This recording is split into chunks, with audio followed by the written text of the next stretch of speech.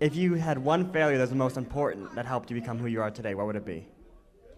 Oh, one failure. Wow, that's a good question. What did it for? Well, to overcome persistence overcomes adversity. What people don't realize is we made our first record, right? Made the record. We was happy with it. We went to every record label and got turned down. Nobody thought it was good enough. So that didn't deter us. We wound up getting signed to an unknown label, but it didn't stop there. The record was out and people, we wound up opening for George Clinton, Parliament Funkadelic, Marvin Gaye, Confunction, the Gap Band, and ZZ Top. But prior to that, when we would go to, when we show up in a town and we come in for the show, we would knock on the door and we say, yo, we're here with Run DMC to perform our record. There was no album covers and no video, so nobody knew what we looked like. They would slam the door on us. Because what they were thinking was, okay, this hip hop thing might be good for a month or two, but it won't be around forever. So it's all about believing in yourself regardless of what everybody else thinks. Thank you. Do you need a picture too? Yes, I also want to ask a question. Yes, what's your question? Gotta get to that next one. You have a camera? Somebody take it. Oh, we on. Oh, yeah, I didn't know that. we're I live didn't right know that. Oh, gotcha. All right. Okay, what's the question?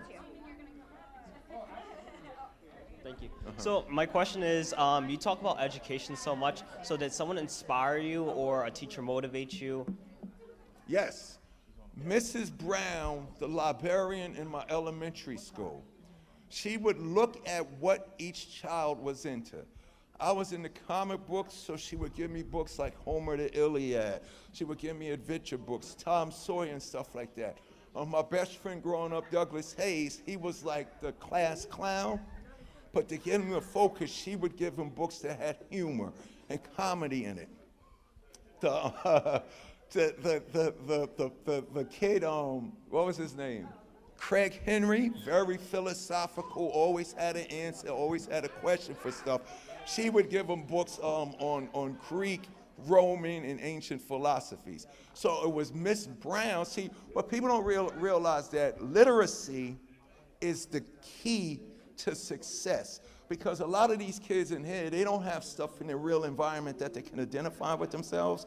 So inside books, you see characters and situations that you could relate to that you might not. That's why a lot of kids feel out of place in this world. Like I felt out of place because the only people that I could relate to who were smart and educated and not getting teased and bullied and picked on was the smart, educated superheroes. Tony Starks, very intelligent. Peter Parker, very intelligent. Bruce Wayne, very intelligent. Clark Kent, but also clumsy in life. You know what I'm saying? So it's in literature. In the books is where you have to get, starting at the age that I'm writing, 2 to 7 years old, give these kids books. The video games is cool and movies is cool, but when you're reading, it's a different emotion. So the books are the key. Literacy is the key to children finding themselves. Because in those characters, I'm Peter Parker, and it blew my mind when I was reading Marvel to find out Spider-Man lived in Queens, because I lived in Queens. So it wasn't make-believe to me, it was real. Those words, make-believe, are very powerful. Oh, you into that corny make-believe stuff? Yes, I am. Make-believe, make the world believe it's real, and it shall be.